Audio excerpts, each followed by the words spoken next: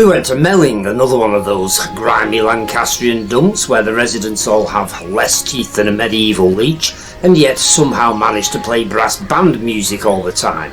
Obviously that was a lie, but you've got to keep the BBC propaganda department happy. Melling isn't a big place, it's got a population of just 290 people.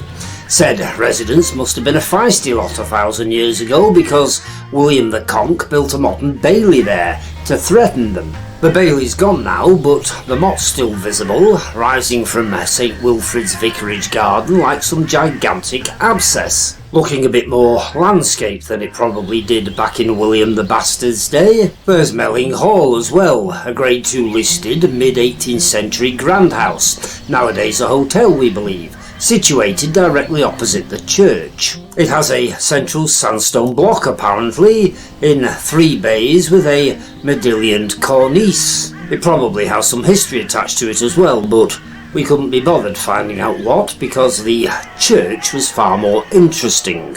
St Wilfrid's dates back to roughly the same period as the missing bailey on which it stands. It was mentioned in documents of 1090, although, as always, it was extensively rebuilt in the 14th century. On this occasion because Robert the Bruce lost his temper with it and had it ransacked. Remnants of those early days remain, of course. There's a Saxon burial slab housed in the vestry, discovered 6 feet below the tower in 1859.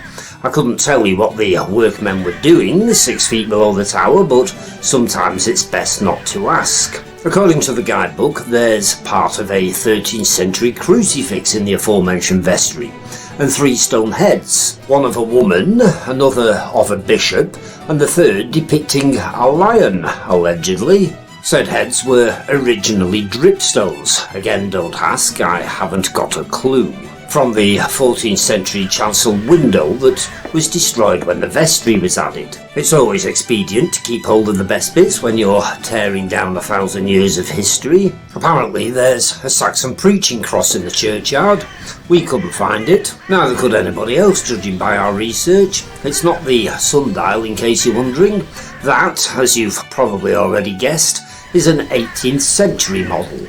And there are 2 old gravestones in the porch, one dated to 1700, the other dating from the 14th century. More Saxon fragments can be found on the window ledge inside, and there's a hagioscope or squint added so that the chantry priest could see the main altar from his own altar in the side chapel. All in all, it's a regular museum of knackered old tat. We ate our egg butties using an ancient altar tomb as a table, and then buggered off to nearby Tatham, where there's another Grade 2 listed church. It's another church-heavy episode this week. If you're uncomfortable with that, you might want to abandon this film right about now and come back next week instead. Tatham has a population of 390, although you wouldn't know it. Presumably that includes the sheep, because the only buildings we could find were the Church of St James the Less, its adjoining vicarage, and the picturesque Tatham Bridge Inn, where we stopped because, as always by this juncture, Jeannie Mackintosh had got us lost. Tatham Bridge Inn is historic in its own right. It was originally a coaching inn built in 1744, onto the side of an older cottage dated 1642. Turner, the artist, as played by Timothy Spall, was so impressed by both the inn and the ale in 1817 that he painted the allegedly famous View of Hornby Castle from Tatham Church, now housed in the Victoria and Albert Museum. The parish of Tatham stretches as far as the Great Stone of Four Stones. Remember that? There's an episode about it somewhere on Lancashire Footnotes if you're interested. But it was the church that we were after. The landlady of the Tatham Bridge Inn was extremely helpful in pointing us in the right direction. Not that it was actually worth it. St James the Less, and you probably couldn't get much less when it comes to historical monuments, is apparently the 5th church to be built on the site. The present construction being the creation of those ecclesiastical vandals Austin and Paley in 1888. This time they were accompanied by their mate, Sharp. Apparently the architectural styles are a combination of Norman and English Gothic, or an attempt to mimic said styles at any rate. The tower looks older than the rest of the building, but nobody seems to have bothered recording whether or not it is anywhere. So, disappointed but still aching for more ecclesiastical heritage, we buggered off to St John the Baptist's, previously St Michael's before being rebranded for some undisclosed reason or other, at Tunstall instead. Tunstall has a population of 105, which isn't so much a population as a statement of obscurity. The Roman road to Carlisle ran north through the parish 2,000 years ago, somewhere. It isn't used much nowadays, which might explain why the place is so underdeveloped. St John the Baptist is old, however, rebuilt from an earlier model circa 1415. It has a pointed piscina, treatable with modern medication, and the well-worn effigy of Sir Thomas Tunstall in the North Arcade. Said effigy looks a bit squashed in like some sort of agoraphobic sardine,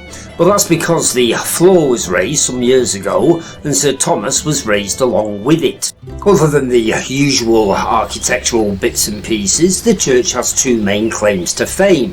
The first being that the Brontes regularly attended communion here when they were at school at nearby Cowan Bridge. Brocklebridge Church, featured in Jane Eyre, is based on Tunstall Church. We couldn't be sure, but we suspect that this eerie-looking mannequin was meant to be one of the Brontes, or Jane Eyre or something. Then again, there might just have been a jumble sale on. The church's other claim to fame is the bloody great painting that's been hanging just inside the door for the last 200 years. Admittedly, for most of that time, it was such a grubby mess that nobody could actually work out what it was, until the BBC got their mitts on it and confirmed that it was a masterpiece by the 16th century artist Francesco Montebazano. I've no idea who he was either. Worth over £100,000. It's amazing how a famous name, well, famous in certain circles at any rate, can physically alter the appearance of a picture. The painting was immediately transformed from a grotty daub into a work of genius. Once its value had been revealed, the church were unsure what to do with it. Sell it and give the money to the needy would have probably been the Christian thing to do, but for some reason that suggestion never seemed to get off the ground. Normally at this point I'd ask people to click like and or subscribe, but there's no point this week because Lancashire Footnotes is taking a well-deserved break. You can stop cheering, nobody forces you to watch. We've got another project that's deserving our attention. There'll be a link in the comments section below if you're interested. In the meantime, all that remains is for me to say thanks for watching.